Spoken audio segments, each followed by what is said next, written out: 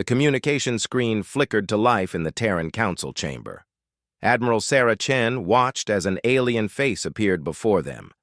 The creature had blue skin and 4 eyes that blinked in sequence. Its voice carried through the translator with obvious fear. "I am Ambassador Veltar of the Zalani people," the alien said.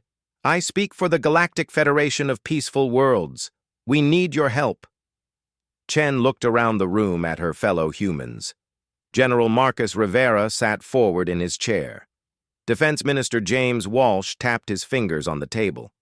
They had been waiting for this moment for decades. The Federation had ignored Earth for 200 years. They called humans primitive. They said Earth was too dangerous, too violent. The aliens wanted nothing to do with the barbaric death world creatures who fought endless wars. Now, they were begging. "The Cathara horde has destroyed 17 of our worlds," Veltar continued. His 4 eyes showed terror. "They are machines fused with living flesh. They know only destruction.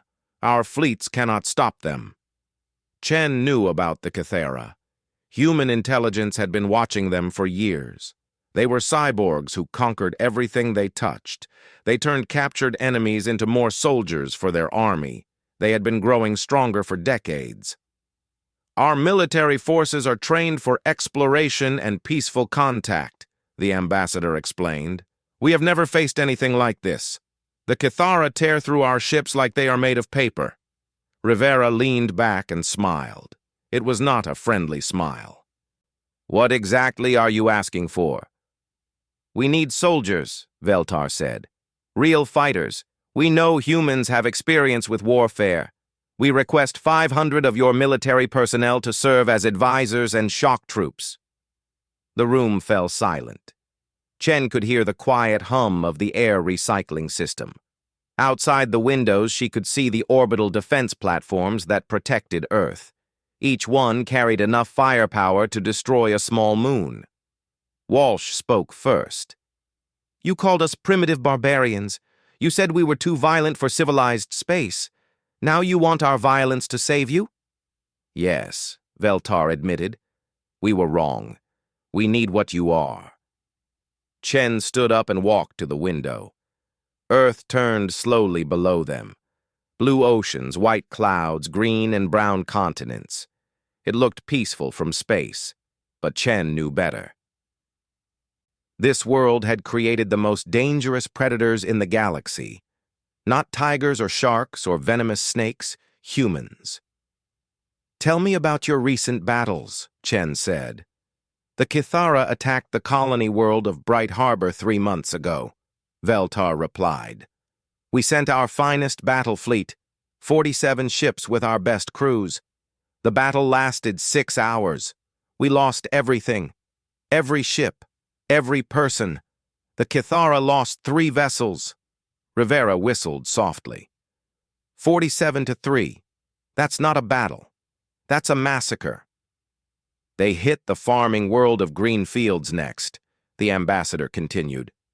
"We evacuated what we could. The Cathara turned the entire planet into a factory for making more of themselves. 2 billion people are gone." Chen turned back to face the screen. "What makes you think we can do better?" "Because you are predators," Veltar said simply. "We studied your history after the attacks began. Your species has been at war for thousands of years. You fight each other when you have no other enemies. Your planet tries to kill you with storms and earthquakes and deadly creatures. Yet you survived. You grew stronger." The ambassador paused and looked directly at Chen. "We are prey animals. We evolved on peaceful worlds. We developed technology in art and philosophy. But when the hunters came, we had no claws." "And you think we do?" Walsh asked. "We know you do. Human soldiers train by pretending to kill each other. Your children play games about war. Your entertainment shows violence for fun. What we fear, you celebrate." Rivera laughed. It was a harsh sound. "You have no idea what you're asking for." "I know exactly what I am asking for," Veltar said. I am asking monsters to fight monsters. I am asking the most dangerous species in the galaxy to save the peaceful ones." Chen sat back down. She looked at her advisors. They all knew what the ambassador did not. Humans were not just violent, they were efficient at violence. They had turned killing into an art form. 500 soldiers, Chen said slowly. That's what you want? It is what our military advisors say we need. 500 human soldiers integrated into our fleets. They believe that number would be sufficient to turn the tide. Rivera and Walsh exchanged glances. They were both veterans of human conflicts. They knew what 50 elite human soldiers could do to an unprepared enemy. 500 would be overkill. "We'll discuss your request," Chen said. "You'll have our answer within 72 hours. The screen went dark. The room stayed quiet for a long moment. Finally, Walsh spoke. "They want soldiers. Should we give them soldiers?" "No," Rivera said firmly. "Soldiers follow orders. Soldiers have rules. The Kithara don't follow rules." "What do you suggest?" Chen asked. "We send them something else. Something the Kithara have never faced before." Chen nodded slowly. She understood. The galaxy had asked for soldiers to fight monsters, but humans had learned long ago that sometimes you needed monsters to fight monsters. "How many?" she asked. 50, Rivera said. 50 of our best. Special Operations Command, the ones who hunt terrorists in the dark, the ones who make dictators disappear. The ones who turn wars into ghost stories. Walsh looked concerned. 50 against a galactic empire? That seems like suicide. 50 human special forces operators, Rivera corrected, against aliens who think war is about big fleets and honor codes. Aliens who have never faced persistence hunters, who have never met apex predators. Chen stood up again. Through the window, she could see a cargo ship departing Earth. It carried human colonists to new worlds, people looking for peaceful lives among the stars. The Kithara threatened that peace. They threatened human expansion. "Make the call," she said. "Tell Veltar we accept. We'll send military assistance." "How much should we tell them about what we're really sending?" Walsh asked. "Nothing," Rivera replied. "Let them think they're getting advisors and shock troops. They'll learn the truth soon enough." Chen smiled. It was the same smile Rivera had worn earlier, the smile of a predator who had found prey. "The galaxy asked for soldiers," she said. "We're giving them something much better. We're giving them demons." Fleet Admiral Kethmore of the Galactic Federation stood on the bridge of his flagship, watching the human transport ship dock with his vessel. His forearms moved nervously as he waited. 500 human soldiers were about to join his fleet. He hoped they would be enough. The docking bay doors opened. Kethmore had expected to see hundreds of humans in military uniforms marching in formation. Instead, 50 humans walked casually into his ship. They moved like they owned the place. "Where are the rest?" asked Captain Yixtal, Kethmore's second in command. The lead human stepped forward. He was tall and lean with scars on his face. His eyes moved constantly, looking at everything and everyone. Those eyes made Kethmore's skin crawl. "Lieutenant Colonel Marcus Thompson," the human said, "Terran Special Operations Command, this is my unit." "Your unit?" Kethmore's voice rose higher than normal. "Where are the other 450 soldiers?" Thompson looked confused. "Other soldiers? Sir, you asked for military assistance against the Kithara. Command sent you the best. But there are only 50 of you." "Yes, sir. That should be more than enough." Kethmore felt his 4 hearts racing. These humans were either insane or incredibly arrogant. Probably both. Thompson's unit spread out through the docking bay. They moved like hunters, never bunching up, always watching each other's backs. Their equipment was different from Federation gear. Where Federation weapons were designed to stun or disable, human weapons were built to kill. "What are your orders, Admiral?" Thompson asked. Before Kethmore could answer, alarms began screaming throughout the ship. Red lights flashed. His communications officer called out in panic. "Admiral, Cathara fleet detected. They're attacking the farming world of New Serenity." Kethmore's blood went cold. New Serenity was home to 50 million peaceful farmers. The planet had no defenses except the Federation fleet. "All ships, battle stations," he ordered. "Set course for New Serenity, maximum speed." As the fleet jumped to hyperspace, Kethmore explained the situation to Thompson. "The Cathara usually attack with overwhelming force. We expect at least 200 of their ships. Our fleet has 85 vessels." "What's their usual tactics?" Thompson asked. "They come in fast and hard. They try to board our ships and turn our crews into more Cathara. Their technology adapts to our weapons. Every battle, they get stronger." Thompson nodded. "And your tactics?" "We form battle lines. We try to match their firepower. We evacuate who we can." "How's that working out?" Kethmore looked away. "Not well." When the fleet dropped out of hyperspace near New Serenity, the situation was worse than expected. 300 Cathara ships surrounded the planet. Hundreds of smaller craft were already landing on the surface. "They're harvesting the population," reported the sensor officer. "Estimated time until planet is completely converted, 18 hours. Thompson studied the tactical display. "Admiral, I need you to do exactly what I say. No questions." "I command this fleet," Kethmore protested. Thompson's eyes went cold. "Sir, with respect, your species has been losing this war for 2 years. My species has been winning wars for 10,000 years. Trust me." Something in the human's voice made Kethmore step back. "What do you need?" "Split your fleet into 3 groups. Have them attack from different angles. Make a lot of noise. Draw attention." "That's suicide. They'll destroy us." "They'll try. That's the point. While they're focused on your big, obvious ships, my people will do what we do best." Kethmore wanted to argue, but the reports from the planet were getting worse. Every minute they waited, more innocents died. "Do it," he ordered his fleet. The Federation ships spread out and attacked. The Cathara responded exactly as Thompson predicted. They focused their fire on the larger threats, sending wave after wave of boarding parties toward the Federation vessels. "Now what?" Kethmore asked. Thompson smiled. It was not a pleasant expression. "Now you learn why humans are apex predators." Without warning, explosions began erupting throughout the Cathara fleet. Ships that had been perfectly functional suddenly lost power. Others began firing on their own forces. Command vessels simply vanished. "What's happening?" Yixtal shouted. Thompson spoke calmly into his communicator.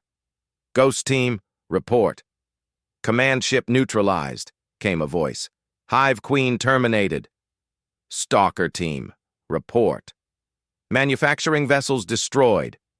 Production facility offline." "Reaper Team, report." "Boarding parties eliminated, turned their own transportation into weapons." Kethmore stared at the tactical display.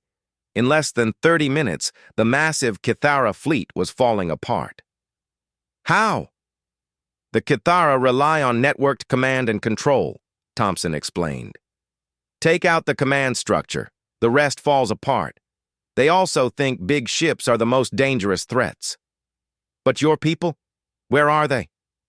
"Everywhere the Cathara aren't looking, hidden in asteroid fields, floating in spacesuits, inside their own ships." On the display, more Cathara vessels were going dark. Some were being destroyed from within. Others were broadcasting surrender signals that their own kind couldn't understand because their communication systems had been hacked. "Impossible," Yixtal whispered. "How did they get aboard enemy ships?" Thompson's expression never changed. "We're very good at getting into places we're not supposed to be. The Cathara build their ships for war against fleets. They never considered that someone might sneak aboard during the battle." A new voice came through Thompson's communicator. Colonel, this is Vasquez. I'm inside their main battle computer. Want me to turn their own ships against them? Negative. Too obvious. Just keep them confused and fighting each other. Kethmore felt sick. These humans weren't fighting a battle. They were conducting an extermination. How many Kithara have you killed? He asked. Thompson checked a device on his wrist. Hard to say exactly. When you turn their own weapons against them, the numbers get fuzzy. Probably around 30,000 so far. 30,000? Kethmore's voice was barely a whisper. The fleet had about 40,000 total crew. We should be done in another hour. As if summoned by his words, the last Kithara command ship exploded. The remaining vessels began fleeing in all directions, but they moved slowly and without coordination. Hunter teams, pursue and destroy, Thompson ordered. No survivors. Colonel, Kethmore said urgently, some of them are trying to surrender. Thompson looked at him with those cold predator eyes. Admiral, the Kithara don't take prisoners. They turn captives into more Kithara. They don't understand mercy because they don't show mercy. But surely we can capture some for intelligence? We got all their intelligence when we hacked their computers. The rest are just rabid animals that need to be put down. 6 hours later, it was over. 300 Kithara ships had been destroyed. The Federation fleet had lost 4 vessels and suffered light casualties. The planet was saved. Thompson's people returned from their hunt. They looked calm and relaxed, as if they had been on a training exercise rather than a battle. Kethmore found Thompson in the armory, cleaning his weapons. Colonel, I need to ask, how many human casualties? None, sir. None. No one was even injured? Johnson scraped his knee getting out of an airlock. Martinez has a headache from being in zero gravity too long. Nothing serious. Kethmore stared at him. You destroyed an entire Kithara fleet and took no losses. Thompson looked up from his weapon. Sir, this wasn't a battle. This was a hunt. And humans are very, very good at hunting. The message spread through Kithara space like a virus. Ship after ship received the same transmission. Screams. Terrible screams that seemed to go on forever. Then silence. Hive Queen Zelnoth received the transmission aboard her flagship deep in Kithara territory. Her cybernetic implants tried to analyze the sounds, but they made no sense. Kithara did not scream. Kithara did not feel pain. They were machines fused with flesh, designed to conquer without emotion. Yet the screams were definitely from Kithara throats. What is this transmission? She demanded from her communications officer. It comes from Battlefleet Kresh, the officer replied. They were hunting the human demons near the mining colonies. We're hunting? What is their current status? Unknown, my queen. All contact was lost 6 days ago. Search vessels found only wreckage and this transmission. Zelnoth studied the report. Battlefleet Kresh had been 300 ships strong. They were hunting 50 humans. The numbers should have meant easy victory. Send Battlefleet Mort to investigate, she ordered. 3 days later, Battlefleet Mort found the remains of Kresh scattered across 3 star systems. But it was not normal battle damage. The ships had been destroyed from within. Airlocks were blown out from inside the vessels.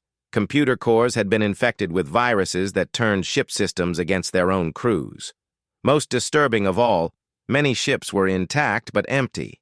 The crews had simply vanished. The humans are ghosts, reported Fleet Commander Vextall from the lead ship. They appear from nothing. They strike without warning. They disappear back into the void. As he spoke, his ship's lights flickered. Emergency klaxons began wailing. On the bridge, screens went dark one by one. Commander, his sensor officer called out, something has breached our hull. Multiple contacts inside the ship. Vextall drew his plasma weapon. Around him, his crew did the same. They formed a defensive circle on the bridge, watching all entrances. The lights went out completely.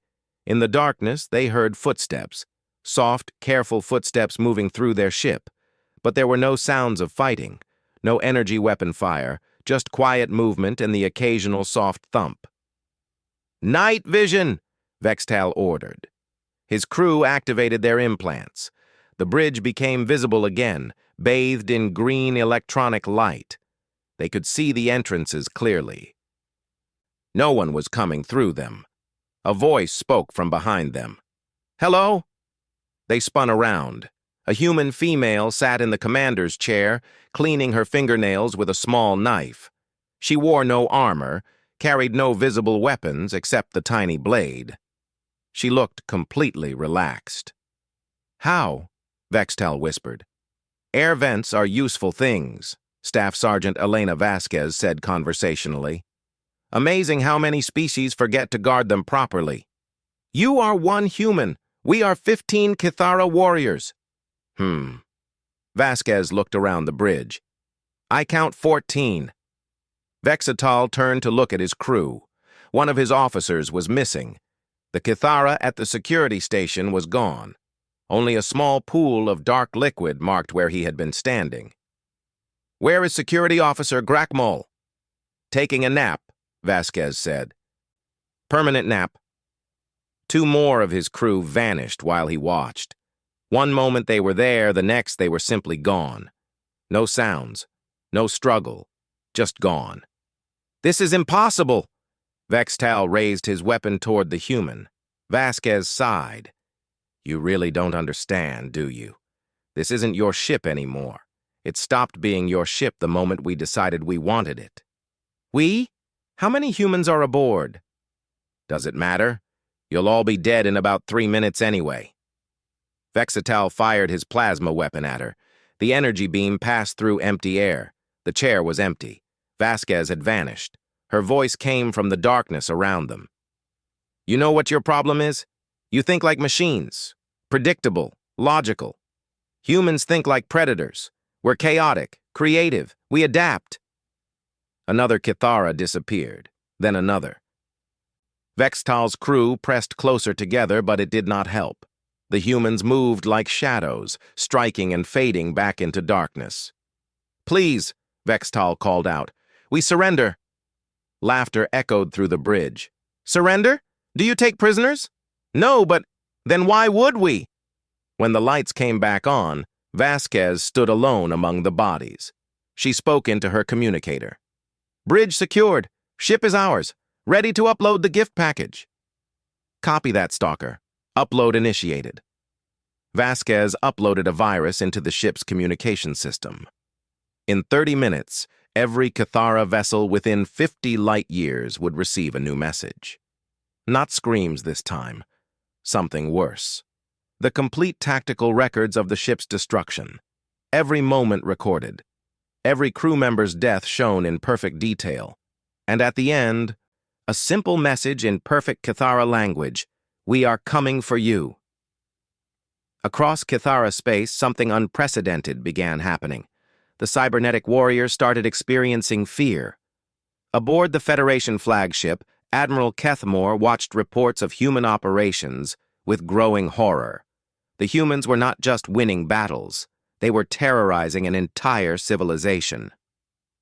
"Colonel Thompson," he called the human commander to his ready room. "I need to discuss your methods." Thompson entered and stood at attention. His face showed no emotion.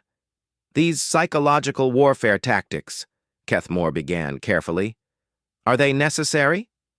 "Yes, sir. The Kithara are a hive mind species. They share information instantaneously. If we can make them afraid, that fear spreads to their entire civilization. But the recordings you broadcast, they show torture." Thompson's expression hardened. "Admiral, we don't torture. We eliminate threats efficiently. If the Kithara find that terrifying, that's their problem." "But surely there are rules of warfare." "Sir," Thompson interrupted, "the Kithara have spent decades turning peaceful species into cybernetic slaves. They've destroyed civilizations. They turned children into weapons. What rules were they following?" Kethmore felt sick. "That doesn't mean we should—" "Admiral," My orders are to neutralize the Kythera threat. My methods are producing results. Kythera fleets are fleeing our areas of operation. Their attack patterns are becoming defensive. They're starting to abandon territory. Thompson stepped closer to the Admiral's desk. Sir, you asked us to fight monsters. We're fighting them. If you wanted something else, you should have asked someone else. I hoped there would be a cleaner way. Thompson laughed, but there was no humor in it. Admiral, there is no clean way to fight a war. There's only winning and losing. The Kythera chose to make this a war of extermination. We're just better at it than they are. After Thompson left, Kethmore sat alone in his ready room. Through his window, he could see human fighters departing for their next mission. Small, fast ships that looked more like hunting vessels than military craft. He had asked for soldiers to save his people. Instead, he had unleashed apex predators into the galaxy. The Kythera were learning what it meant to be prey. But Kethmore was starting to wonder what would happen when there were no more Kythera left to hunt. On her captured ship, Vasquez finished uploading new programs into the Kythera navigation computers. Any ship that tried to use the star charts would find itself jumping directly into human-controlled space. Reaper Base, this is Stalker, she reported.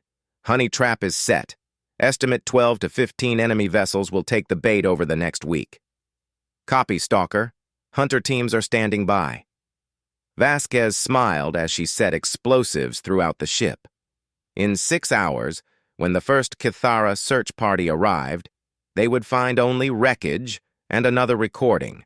This one would show how easily humans could take their most advanced vessels. The fear would spread. The Kythera would become more desperate, and desperate prey made mistakes that predators could exploit. Ambassador Thekvar of the Valdorian Empire stared at the intelligence report spread across his desk. His hands shook as he read them again. The humans had been in active combat for only 4 months. In that time, they had destroyed 60% of the Kythera military, not defeated. Destroyed. The Valdorians were proud of their military tradition. They had conquered 12 systems and considered themselves the most powerful warrior race in the galaxy. Their battle fleets had never been defeated. Now Thekvar was writing a report that would change Valdorian policy forever. Recommendation: cancel all expansion plans immediately. Under no circumstances should the Empire take any action that might be seen as hostile by the humans. These creatures are beyond our ability to resist. He paused and added a final line. The humans are not conquerors. They are gardeners, and they have decided the galaxy is their garden. Across the galaxy, similar conversations were happening on dozens of worlds. On the crystal cities of Morteth, the High Council of Traders rewrote their economic projections. Human space would become the most important trade route in the galaxy.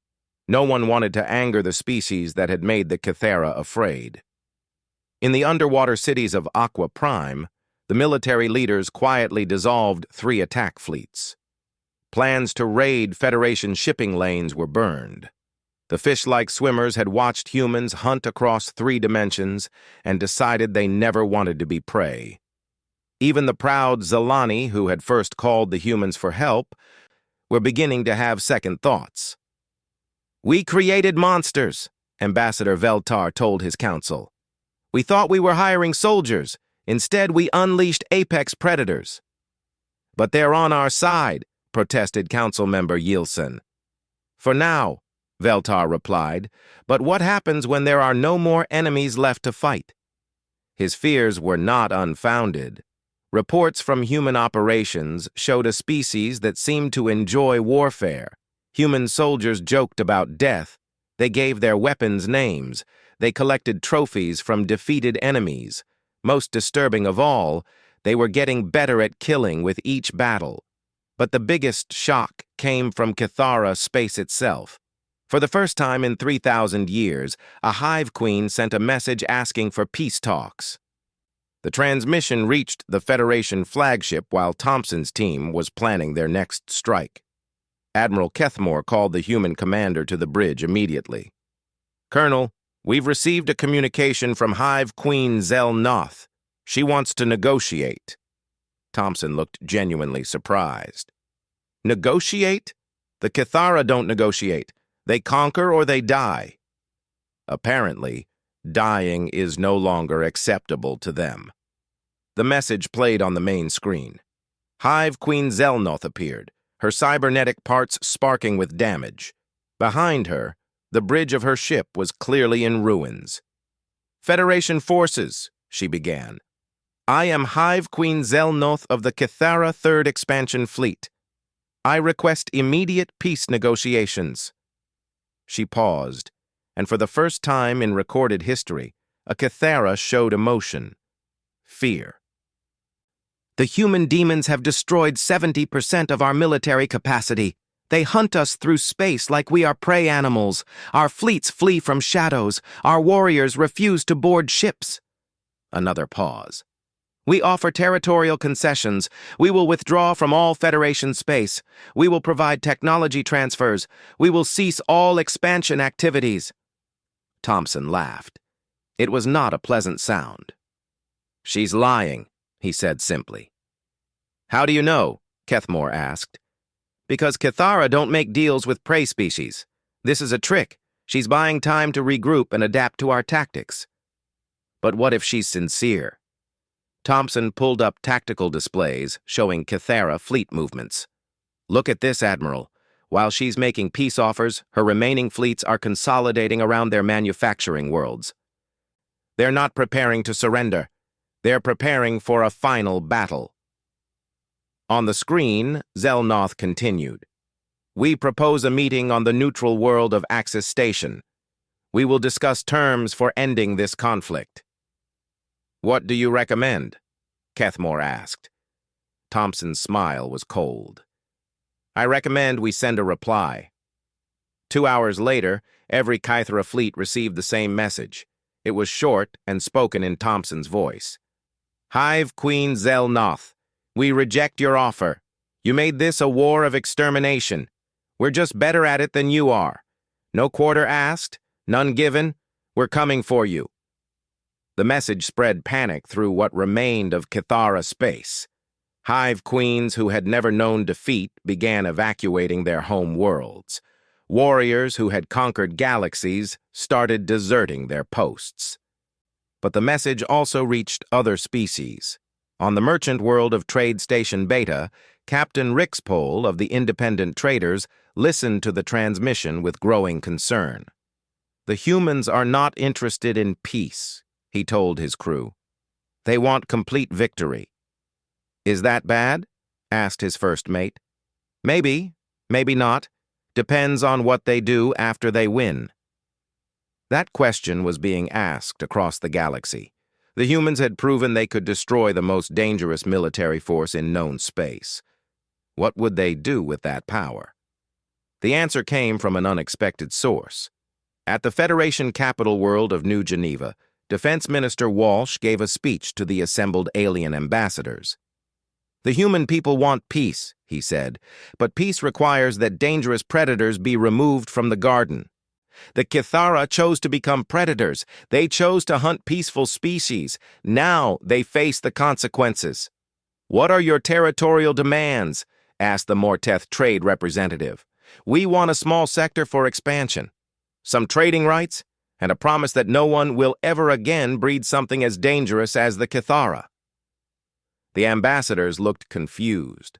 Conquering species always demanded tribute, slaves, territory. The humans wanted almost nothing. That's all? Pressed the Valdorian representative. Walsh smiled. That's all. We're not interested in ruling the galaxy. We just want to make sure it's safe for our families. But privately, alien leaders were not convinced. They had seen what humans could do when threatened. They wondered what humans might do when they felt secure. On the Federation flagship, Thompson received new orders from Earth Command. Colonel, you are authorized to begin final operations against remaining Kithara forces. No survivors. Complete elimination of military capacity. Understood, sir. What about civilian populations? Neutralize any groups that might rebuild military forces. Leave the rest alone. We want them to remember what happens to species that threaten humanity." Thompson studied the tactical displays one more time. The remaining Cathara fleets had gathered around their three most heavily fortified worlds. They were making their last stand. "All teams, this is Alpha Command," he broadcast to his soldiers scattered across space. "Time to end this. Remember, we're not just fighting for the Federation. We're sending a message to the entire galaxy." "What message is that, sir?" came a voice over the comm. Thompson looked out at the stars, at the vast galaxy full of species watching humanity's rise to power. "Simple," he replied. "Don't make humans angry. You won't like what happens next." Across human space, military fleets began moving toward Cathara territory for the final assault. It would not be a battle, it would be an execution, and the galaxy would never forget. The Battle of Cathara Prime lasted exactly 17 minutes. Hive Queen Zelnoth had gathered every remaining ship around the heavily fortified homeworld. Orbital defense platforms ringed the planet like a metal moon. Thousands of fighters swarmed through space. It was the most powerful concentration of military force the Cathara had ever assembled. The human fleet that approached consisted of 50 small ships. Admiral Kethmore watched from the Federation flagship, staying well back from the combat zone. He had learned not to get in the humans' way during their hunts. "Sir," his communications officer reported, "the Cathara are broadcasting surrender offers on all channels." "And the human response?" Colonel Thompson sent a single-word reply: "No." On the tactical display, the human ships scattered across the system. They moved like a pack of wolves, never bunching up, always maintaining distance from each other. The Cathara opened fire first. Energy beams and missile swarms filled space with deadly light. Their orbital platforms unleashed enough firepower to destroy a small moon. None of it touched the human ships. "How are they avoiding the weapons fire?" Kethmore asked. His tactical officer studied the sensors with disbelief. "Sir, they're using the planet's gravity well to slingshot around incoming fire. They're turning orbital mechanics into a defensive system." "Impossible. The calculations required—" "Sir, human pilots are performing physics calculations in their heads while flying combat maneuvers. Their computers can't even keep up with their reaction times." As they watched, human fighters dove through the defensive fire like dancers. They moved too fast for targeting systems designed to hit large, slow Federation vessels. The Cathara had prepared for a conventional space battle. Instead, they faced something that looked more like an art form. The first orbital platform exploded 6 minutes into the battle. Then another. The humans were inside the defensive perimeter, using the Cathara's own structures for cover. "They're not attacking the planet," Kethmore realized. "They're dismantling the defenses piece by piece. Why not just destroy everything at once?" "Because they want the Cathara to watch. They want them to see how hopeless this is." 12 minutes into the battle, Hive Queen Zelnoth's personal dreadnought tried to escape the system. A single human fighter intercepted it. The massive warship, armed with enough weapons to level a continent, was stopped by a ship no larger than a cargo shuttle. "How?"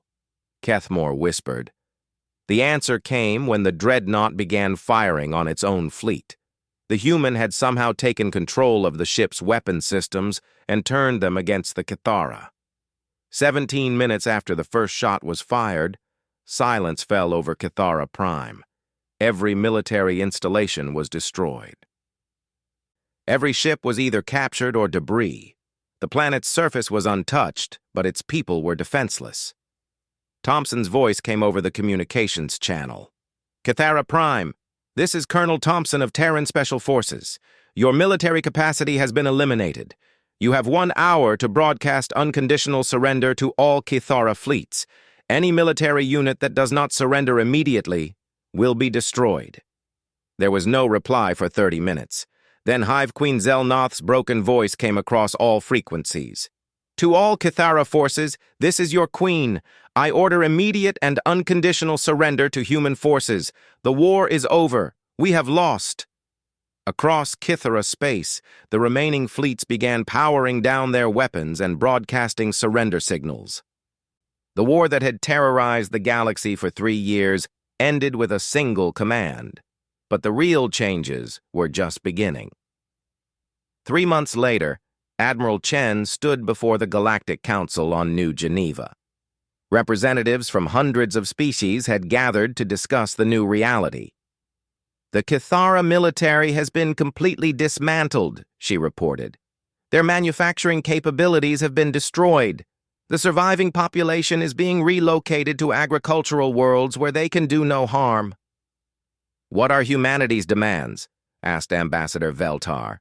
Chen smiled. It was a warm expression, very different from the predator smiles the galaxy had learned to fear. We want the same thing we asked for before. A small sector for our expansion, fair trading agreements, and a promise that no species will ever again try to become what the Kithara were. That's all? Pressed the Valdorian representative. That's all. We're not interested in ruling anyone.